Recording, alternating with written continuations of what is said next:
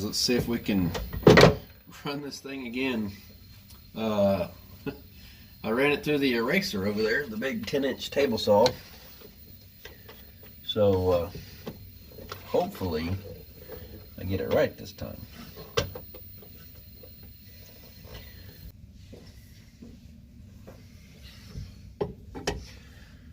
We're gonna have to refine center.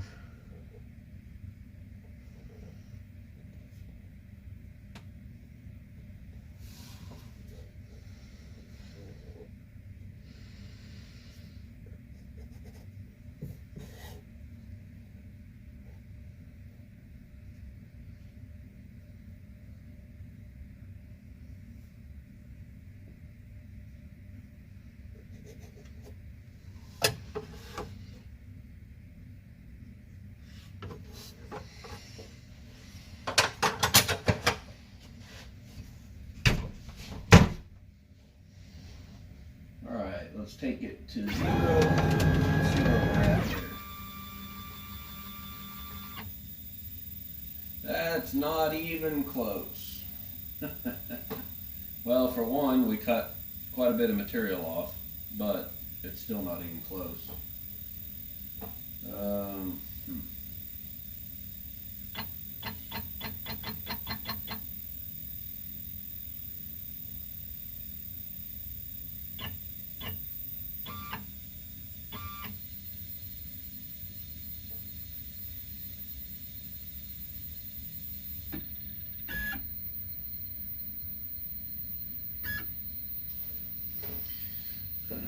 Get in here with my mouse and get this centered up.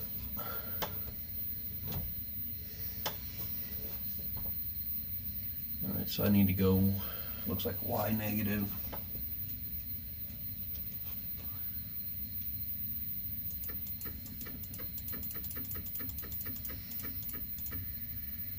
And now Z down. Hit my head.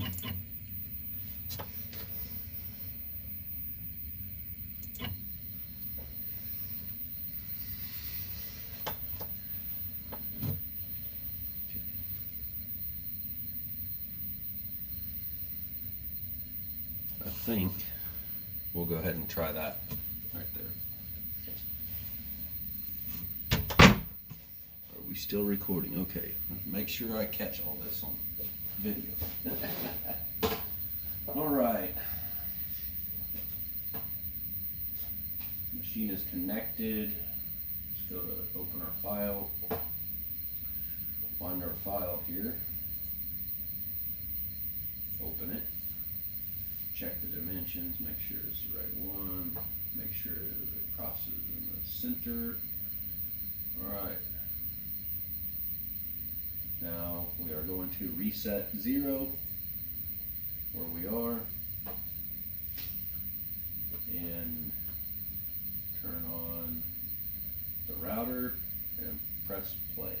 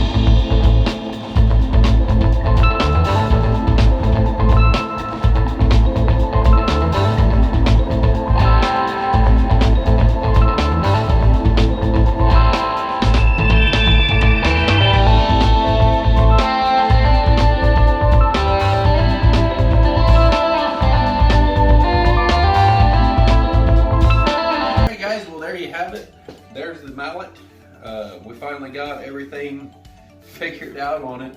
It was quite a bit wider or thicker, and the CNC kept skipping teeth, and I finally figured out what it was. A set screw on a couple of the drive motors wasn't tightened down. It's one of the things my wife didn't tighten down, and when I got home I didn't tighten them down.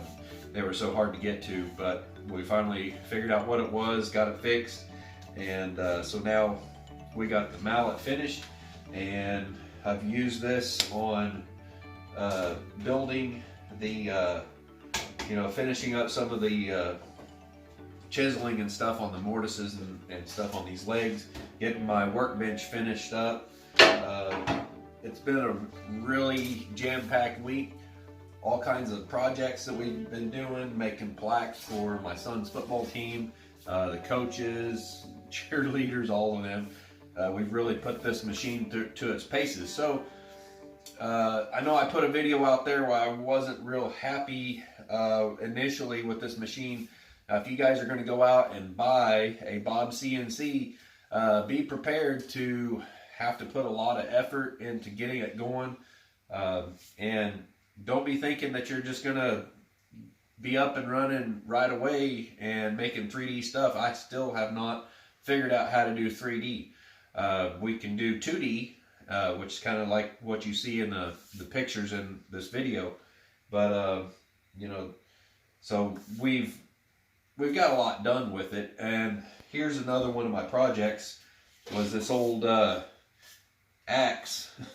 It used to be a full-length axe, I think, but the handle was broke off on it, and I made a new handle for it.